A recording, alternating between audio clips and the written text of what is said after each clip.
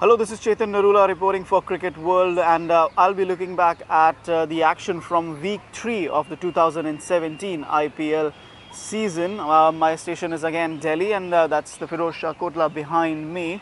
Not not too much activity this week, but Delhi Daredevils will soon be coming home to play a run of home games. So a lot of activity and a lot of cricket matches will be happening just behind me in the near future. But let's talk about, let's get down to business and talk about what's been happening in the IPL this past week. Let's look at the points table, and it's Kolkata Knight Riders who've taken the lead in the points table, sitting pretty at 12 points from 8 games. Mumbai Indians also 12 points from 8 games. But they were beaten by rising Pune Super Giants this past week. Only their second defeat in this season, and it's because of the run rate. The Kolkata have the higher run rate because of a crushing win over a Royal Challengers Bangalore, who were bowled out for just 49 runs.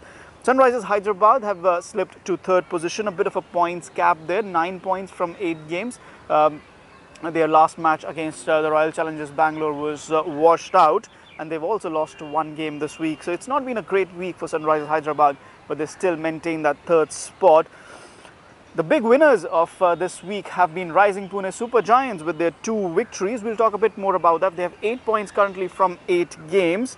Then it's Kings 11 Punjab, who have 6 points from 7 matches. Royal Challengers Bangalore, they also got the 1 victory, and then another point thanks to that washed out game against Sunrisers Hyderabad. So they have climbed up as well, 5 points from 8 games, which is a bit of a fillip for them.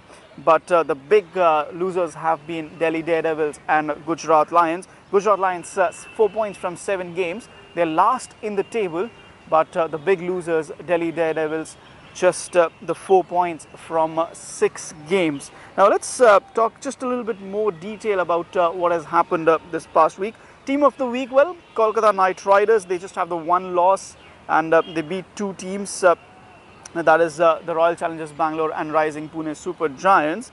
But it was the rising Pune Super Giants themselves who beat Sunrisers Hyderabad and Mumbai Indians, which has catapulted them to the top 4. Suddenly they're looking like a good side, they're looking like a hungry side, with MS Dhoni scoring some runs, Steve Smith taking a bit more help in terms of leadership from them, and things are starting to happen. Ben Stokes also contributing in all-round fashion, scored a few runs, took a couple of wickets, and impressed in the field as well. So things just about starting to happen for the rising Pune Super Giants. So they are the team of the week in this past week, that is week number 3. And who gets the wooden spoon though? It's Royal Challengers Bangalore and Sunrisers Hyderabad who've been the big losers, but they shared the point, and it has helped them maintain their position. Sunrisers Hyderabad 3rd and Royal Challengers Bangalore moving up to 6th. But it's the Delhi Daredevils. In fact, Gujarat Lions are also a contender, but they're last. They're already last, so let's not heap more misery on them. But Delhi Daredevils, they have been the ones with the big fall. 2 weeks ago, they had played 3 games. They had 4 points with 2 victories from those 3 games. And now 2 weeks later, that's in the week 3, they still have only 4 points, and they've played 3 more games. They've lost all 3. And the last game that they lost against the Mumbai Indians was very, very disappointing. They were chasing again. They put in a brilliant bowling performance after their bowling attack came undone against Kolkata and Hyderabad. So they brought in Kagiso Rabada, and they had a really good bowling performance, but then they were reduced to 24 for 6. Their batting order collapsed totally. Chris Morris and Rabada again scored a few runs, took them past the 100 mark, but there was just too much left to do. Bowling performance then, yes, it's Kagiso Rabada who took the 1 wicket in that game against Mumbai Indians, scored a few runs as well. But overall, he provided a bit more pace, a bit more strength to the Delhi Daredevils bowling attack before their batting lineup totally messed it up. Mitchell McClenaghan then took 3 wickets for Mumbai Indians, and again, like I said, Delhi were reduced to 24 for 6. But it was the bowling performance of Kolkata Knight Riders against Royal Challengers Bangalore. Remember, This is the same team that scored 260 on for 5 against Pune Warriors in 2013. On the same day, that is April 23rd, they were bowled out for the lowest ever total. While 260 odd for Royal Challengers Bangalore was the highest ever total in the IPL, their 49 all out was also the lowest ever IPL total. So Royal Challengers Bangalore with an unwanted record in this past week, but the bowling performance of Nathan Coulter-Lyon and the New Zealand all-rounder Grandholm and Chris Wokes, I mean, all three of them sharing 6 wickets between them, and Kolkata Knight Riders bowling Royal Challengers Bangalore out for 49 runs. Just think about it. You have the likes of Chris Gayle, AB de Villiers, Virat Kohli in your playing 11, and you're not able to score 50 runs in a T20 game. That's just really bitterly disappointing for Royal Challengers Bangalore and their fans.